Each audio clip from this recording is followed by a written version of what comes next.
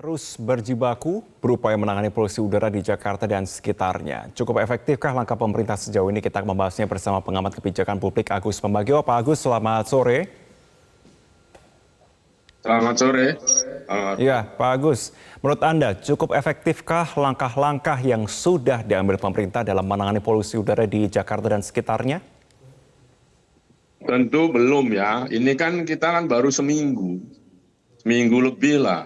Terus gimana? Kan itu tadi sudah Pak siapa itu sudah ditanyakan kerugiannya berapa, ini berapa, kan itu pasti harus dikompensasi itu. Kenapa dulu dikasih izin gitu kan? Itu kan juga sudah kompensasi itu belum. Nah juga kan kadar polusi udara dari ISPUNET-nya KLHK itu kan juga masih terlihat pada jam-jam tertentu itu masih belum baik udaranya. Jadi susah kalau dibilang sekarang sudah baik kah? Baru seminggu. Itu peraturannya sudah puluhan tahun. Dan baru dijalankan ketika ada persoalan, nanti hilang lagi. Jadi nggak jelas ininya mau seperti apa. Artinya penerapan undang-undang yang sudah pernah ada sebelumnya terkait dengan lingkungan hidup dan juga terkait dengan salah satu poinnya dan mengenai pencemaran itu belum dilaksanakan efektif saat ini ya?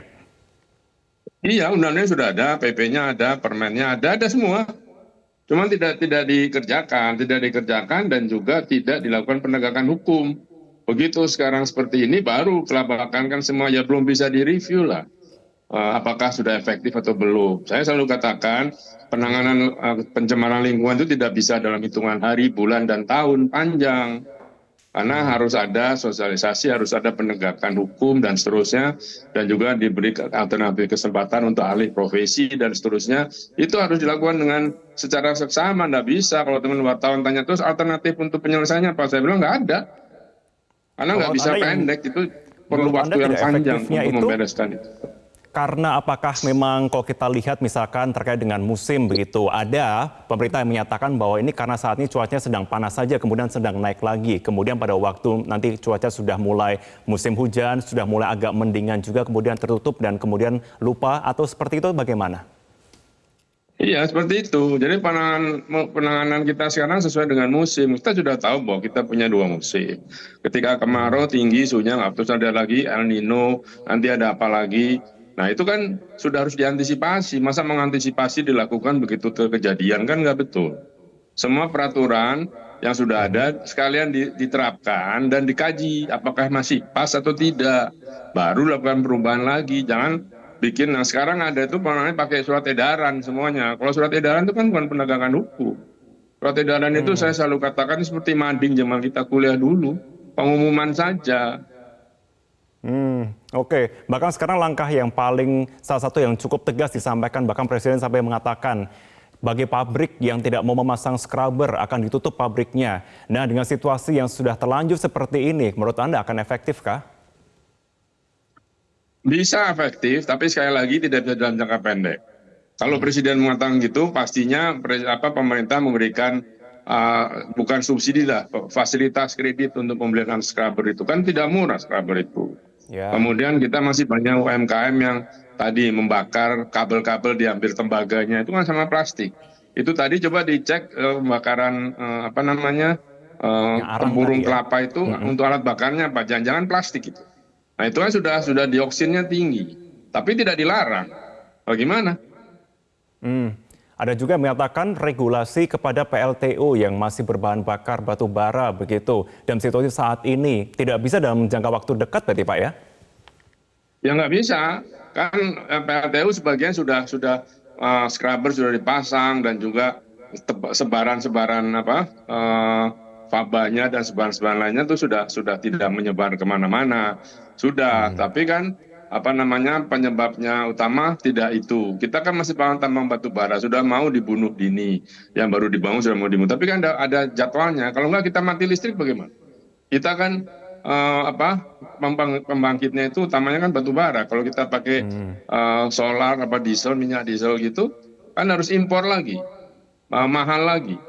Nah, jadi dipikirkan itu sudah dipikirkan mana yang bagus, mana yang baik, yang kurang dan seterusnya. Sama seperti BBM, Pertalite itu tinggi ppm-nya. Pertamax dan lainnya itu yang Euro 4 dan itu bagus, tapi kan tidak mau pakai itu. Bisa beli mobil tapi tidak bisa beli BBM, itu kan persoalan buat kita. Ya kan? Kemudian apalagi mobil listrik, oke mobil listrik bagus, tapi kan tidak mudah. Mana bisa, oh Ya, ini sekarang polusi kalian cuma pakai mobil listrik, lah harganya mahal.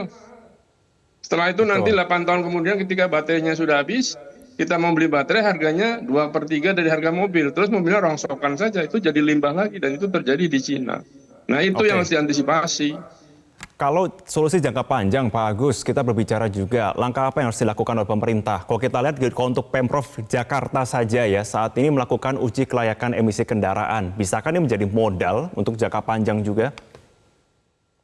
Ya bisa saja, saya selalu katakan, yang paling mudah adalah ketika mau memperpanjang STNK, kasih uji emisi. Kalau tidak ya diperpanjang STNK-nya lalu lakukan razia di jalan. Mobil tidak ber-STNK ditahan saja, ditaruh di pool mana begitu. Baru bisa. Jadi kita itu harus ada penegakan hukumnya. Kalau tidak ada, sampai lebaran kodok kalau ada, nggak akan bisa juga beres. Selain itu apa lagi Pak yang bisa menjadi usulan tentunya untuk jangka panjang agar tidak kemudian menjadi tanda kutip musiman saja? Ya itu tadi yang industri kan itu mainkan industri yang menengah kecil gitu ya. Jangan pakai plastik sebagai alat bakarnya dan juga tidak model tunggu begitu, harus sudah ada penghisapnya, ada scrubbernya. Seperti Presiden katakan, yang PLTU bertahap dirubah menjadi EBT gitu ya. Oke. Kemudian juga kendaraan tidak lagi dijual Pertalite, jualnya yang Euro 4 dan seterusnya. Harus gitu. Kalau enggak, Oke, ya nanti sanksi balik tegas lagi. ya. Sebentar, nanti udah hujan nih, bulan November hujan. Selesai itu nanti, coba lihat. Tidak ada sanksi tegas nanti ya, malahan di sini ya. Iya, Baik, jadi harus ada sanksi tegas. Dan baik. sanksi tegas tadi, kalau dihentikan toh dia punya izin. Kalau tadi Bapak tadi itu punya izin, harus ada kompensasinya. Kecuali tidak ada izin. Baik. Baik, terima kasih sudah bergabung bersama dengan kami dalam program Metro hari ini, pengamat kebijakan publik, Bapak Agus Pambagio. Terima kasih, Pak Agus. Jelajahi cara baru mendapatkan informasi. Download Metro TV Extend sekarang.